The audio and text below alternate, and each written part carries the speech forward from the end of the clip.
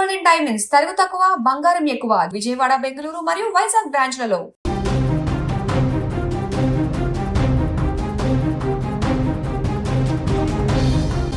వైద్య విద్యార్థిని ప్రియాంక ఘోర ప్రమాద ఘటనపైన రాష్ట్ర ప్రభుత్వం అత్యంత కఠినంగా వ్యవహరిస్తోంది. అన్యాయానికి గురైన విద్యార్థిని కుటుంబానికి న్యాయం చేసేందుకు స్వయంగా రాష్ట్ర హోంశాఖ మంత్రి వంగలపూడి అనిత రంగంలోకి దిగారు. ఈ ఘటనపైన జిల్లా ఎస్పీతో మాట్లాడి దర్యాప్తు పురోగతి తెలుసుకోవడమే కాకుండా ప్రియాంక తండ్రికి స్వయంగా ఫోన్ చేసి ధైర్యం చెప్పారు. నిందితులను ఇప్పటికే అరెస్టు చేశామని, వారిపై చట్ట ప్రకారం అత్యంత కఠిన చర్యలు తీసుకుంటామని భరోసా ఇచ్చారు. భవిష్యత్తులో నలుగురికి ప్రాణం పోయాలనే ఆశయంతో వైద్య విద్యనభ్యసిస్తున్న ప్రియాంక అనే విద్యార్థిని ఓ కారు వేగంగా వచ్చి ఢీకొట్టడం, ఈ ఘోర ప్రమాదంలో ప్రియాంక తీవ్రంగా గాయపడింది. ఉన్నతమైన ఆశయాలతో చదువుకుంటున్న ఒక వైద్య విద్యార్థిని జీవితం ఈ ప్రమాదంతో ఒక్కసారిగా ప్రమాదంలో పడింది. ప్రమాదం జరిగిన తీరు, నిందితుల నిర్లక్ష్యం స్థానికంగా తీవ్ర కలకలం రేపింది. ఈ ఘటనపైన సర్వత్రా నిరసనలు, ఆగ్రహ జ్వాలలు వ్యక్తమవుతున్నాయి. ఒక విద్యార్థిని పైన జరిగిన ఈ అన్యాయం పైన ప్రభుత్వం కూడా అతివేగంగా స్పందించవలసిన పరిస్థితి ఏర్పడింది.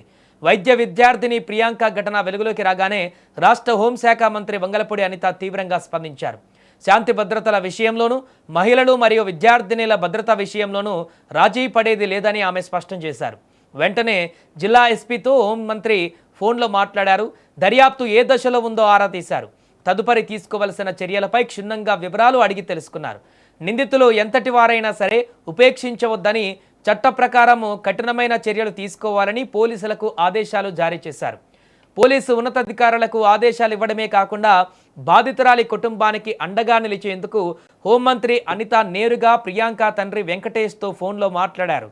కూతురు ప్రమాదంలో ఉండి తీవ్ర మనోవేదనకు గురవుతున్న ఆ తండ్రికి ఆమె ధైర్యం చెప్పారు. మీకు ప్రభుత్వం అన్ని విధాలా అండగా ఉంటుంది, ఎలాంటి భయం వద్దు అని భరోసా ఇచ్చారు.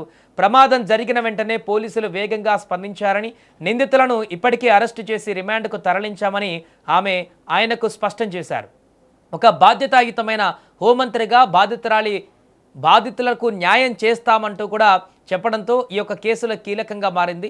ఈ కేసులో పోలీసులు సైతం అంతే వేగంగా వ్యూహాత్మకంగా వ్యవహరించారు.